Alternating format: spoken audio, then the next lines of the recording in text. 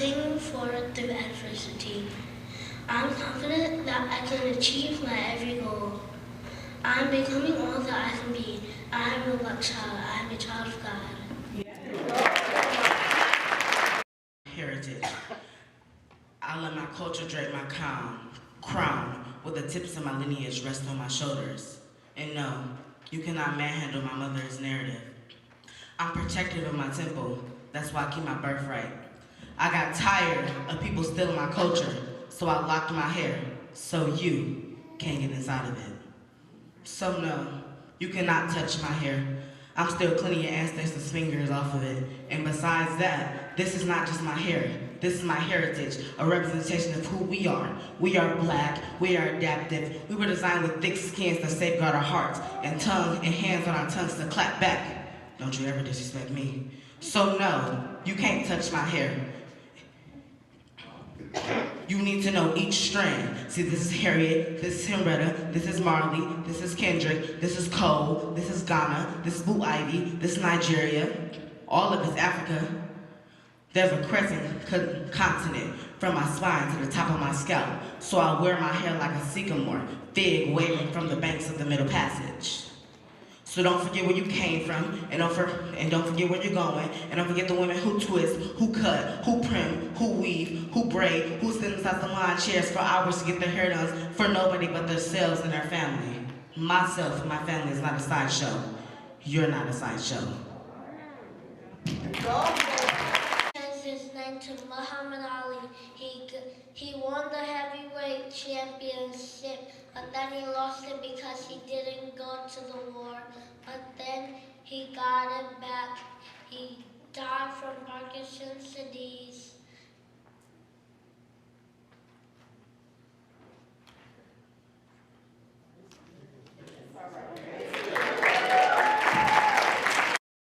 Writer and the wife of the 44th President Barack Obama. She is the first African American First Lady of the United States. Through her four main interventions, she became a role model for women and advocate for health family service and that family hunger for education and international. Was Prince's first black valedictorian. Nicholas Johnson was born September 23, 1934. He is known for being an American Academy and a lawyer. Johnson is a student from Montreal, Canada, who graduated with a major operation and engineering. According to CNN, Nicholas Johnson was shot and killed. He died at the age of 55 years old. Lucretia Peak is lead. I'm married. However, I'm bringing for Eric Lee Peak, representing, which is my father. So if everybody can give him a call as he comes to speak about Black history. Learning and making.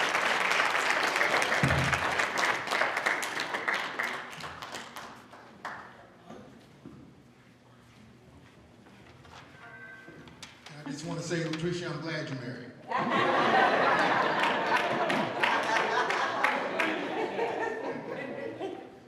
My mother once said, she told me, she said, son, she said, God uses ordinary people to do extraordinary things. Amen.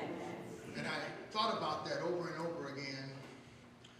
And I'd like to talk about a shero, a brave woman, a woman with courage, fortitude, tenacity, and moxie, Harriet Tubman. Born in Maryland on a plantation in 1822, her name at birth was Araminta Ross. And all her life, God had a calling on her life.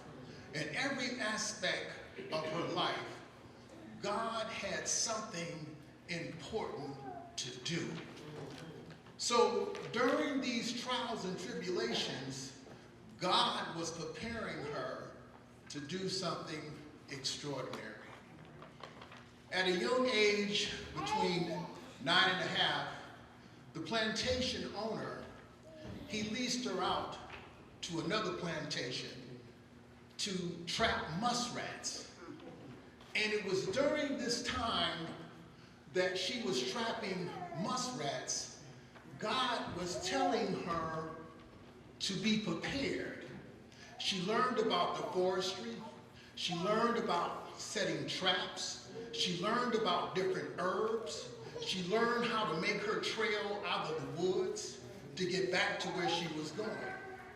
Shortly after that, the plantation owner said she wasn't making him enough money. So at that time, by the age of 13, something else happened to her.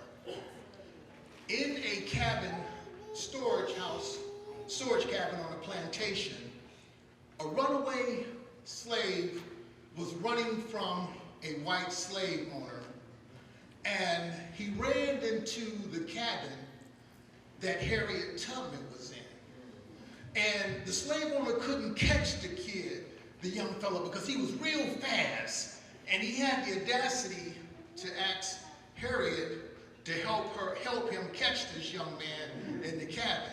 And she looked at him like he was crazy.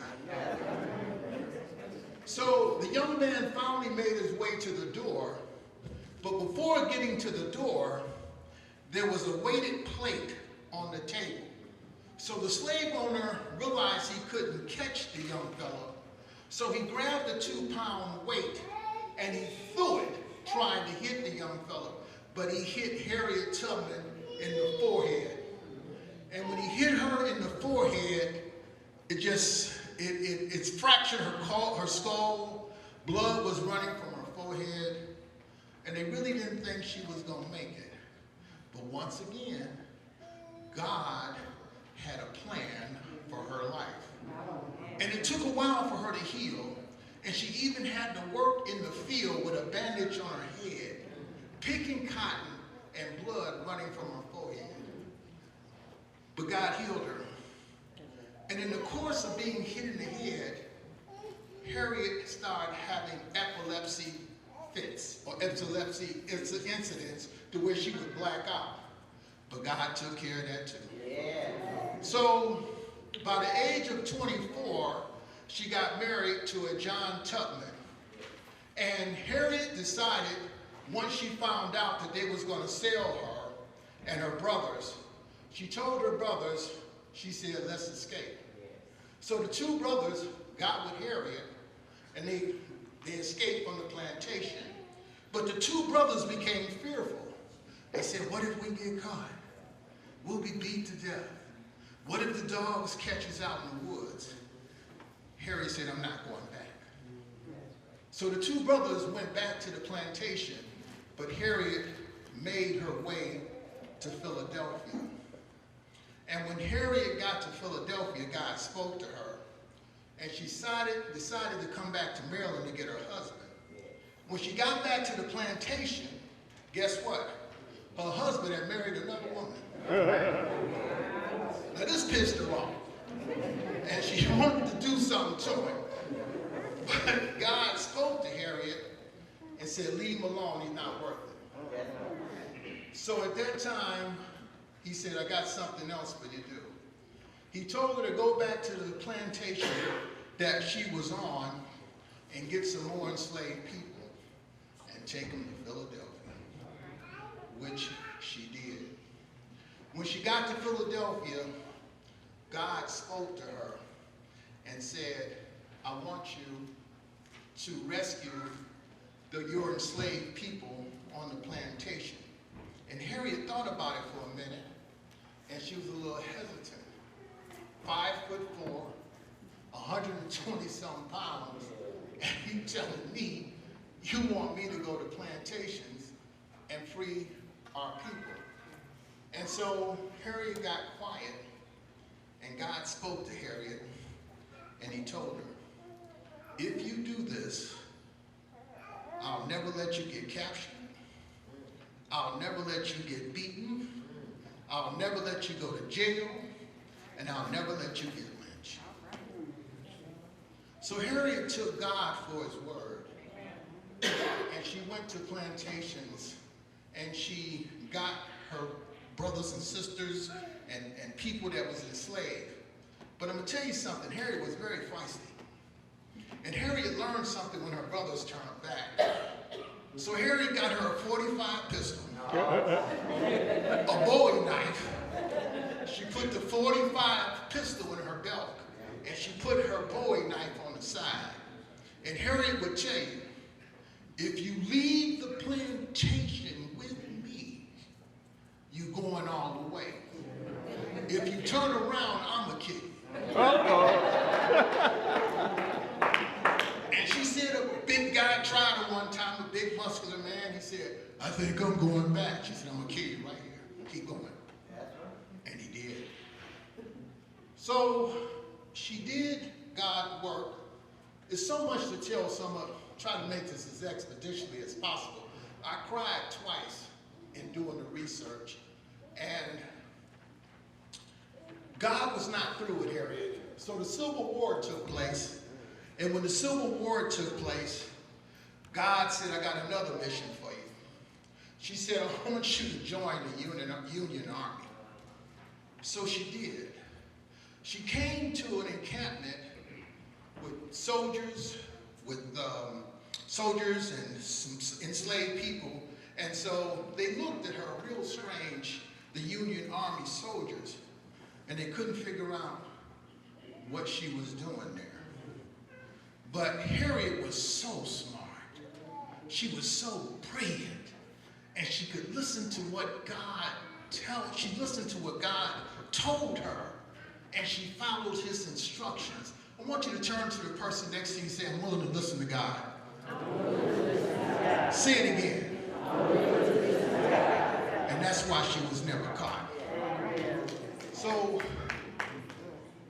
I'm going to say this part, and then I'm going to finish up. So she worked with the Union Army and became a spy for the Union Army. She was brilliant, just brilliant. And she found a white colonel that she could work with. Harriet knew the layout of the land of the South so well. She could lead Union troops behind Confederate lines and capture them, and the Union Army were victorious in a lot of their battles with the Confederacy. And the Confederacy generals couldn't figure out, how do they know so much about us? How do they get behind the lines? How do they know where we sleep? How do they know what we put to food? And a newspaper article was written after one of the situations, and they said it was a black woman that was helping the Union Army. Well, the Underground Railroad and Freedom Writers wrote another article and said it was a black woman by Harriet Tubman that was helping the Union Army.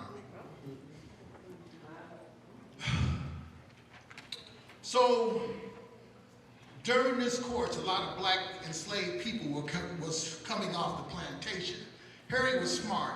She told the Union Army, if I help you, when you defeat the Southerners, that you would put other black enslaved people on the boats and get them out of slavery.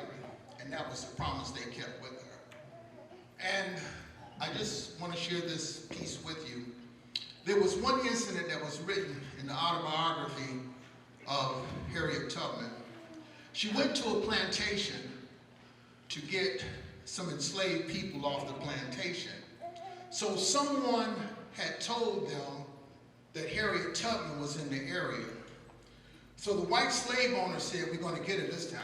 We're going to get her this time. The bounty on Harriet Tubman's head was $50,000. In the 1800s, that was a lot of money. And you got an extra $10,000 if you could bring them to her alive. If you could bring her alive. So Harriet had gotten the people from the plantation, and God spoke to Harriet and told her she was surrounded. The people that she had began to panic, and she reached for that gun again.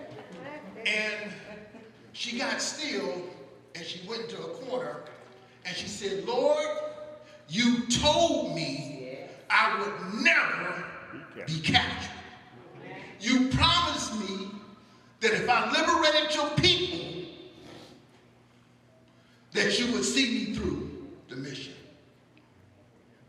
Now, thinking that Harriet Tubman was surrounded, they said, we got this Negro now. But Harriet had a good relationship with God. And this is what God told Harriet to do. He said, since you are surrounded, you still got that path open where you left the plantation. He said, I'm going to tell you how to outsmart them.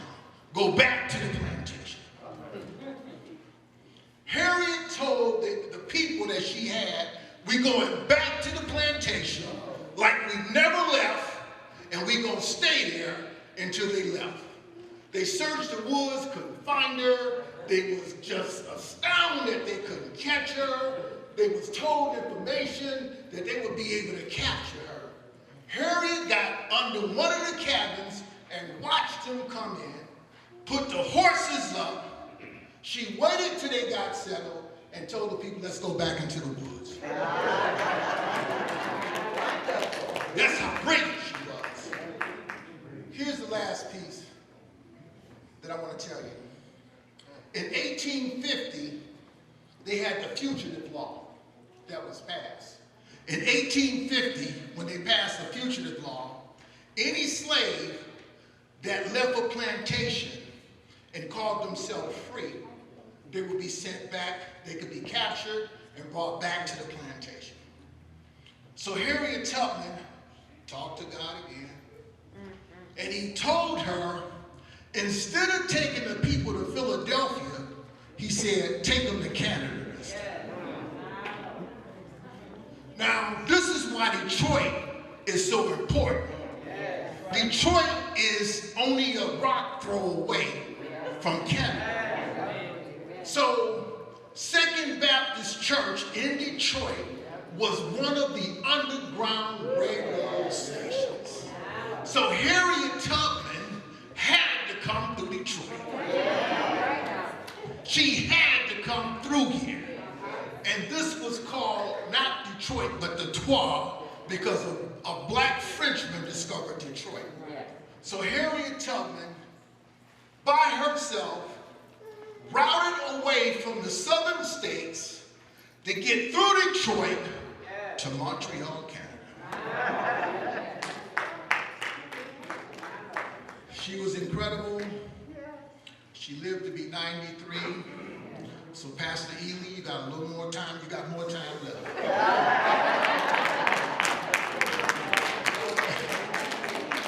She died in New York, and on her deathbed, surrounded by people, the last words that came out of her mouth was, "I go to a place to prepare a place for you." God bless you. Thank you.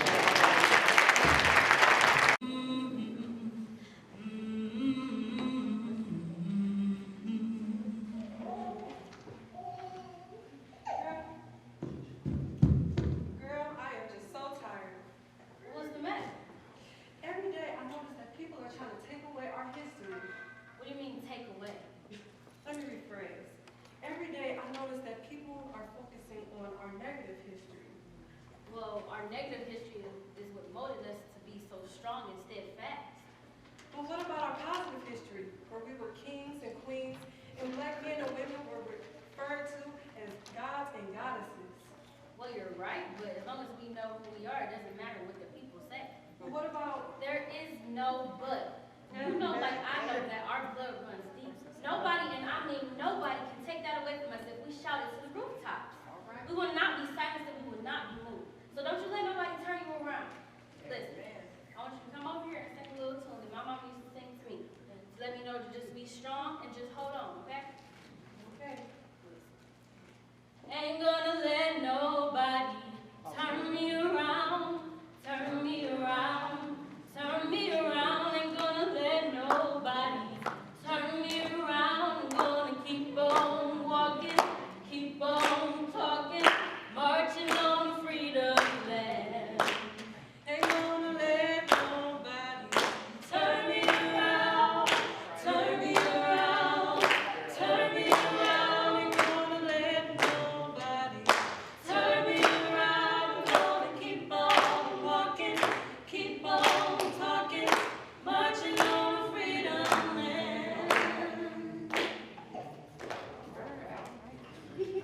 No one, no one to hear. The doors are fastened and the windows pinned. Keep your hands on that plow and hold on. Noah said you lost your track. Keep on straight and don't go looking back. Keep your hand on that plow and hold on. Hold on. Hold on.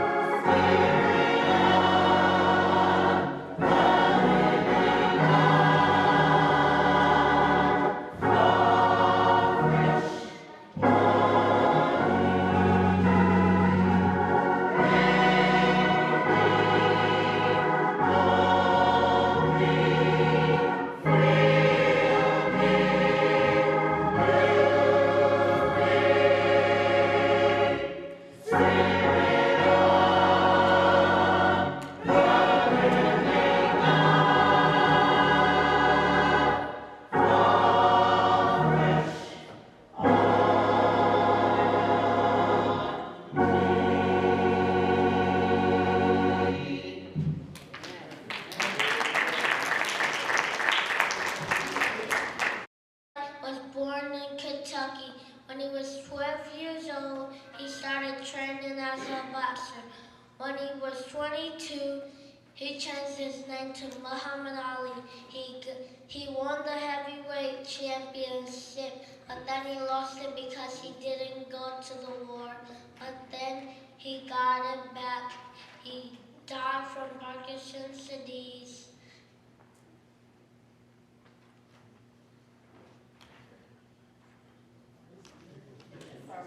Heaven down. Yes. Jesus saw you and he saw me. Thank you, Jesus. He came, he died, he was buried, and he rose again on the third day. He says, if you could believe in your heart that I am the Son of God, that I did come, and I died, and I rose again, you shall have everlasting life. If you have never invited Jesus Christ in your heart, today could be your first day of everlasting life. I invited him into my heart 84 years ago. I've been a Christian all of that time. No backsliding, no nothing. And God has been good to me. And he's not a respecter of persons. What he has done for me, he will do for you. He healed me 43 years ago. Yes. I haven't been sick, really sick, since. I had a bad back. In the hospital 5 times in 1 year. When I went and tarried to be filled with the Holy Ghost, God healed my back. Being filled with the Holy Ghost is a little something that's added to the salvation thing. If you praise him with all of your heart, he will fill you and give you joy that's unspeakable and full of glory. And that's just what he did for me. I trust him in the air. I trust him on the sea. I trust in God with all of my heart. And he has never failed me once. And he will never fail you. If I were you, I would try it. If you try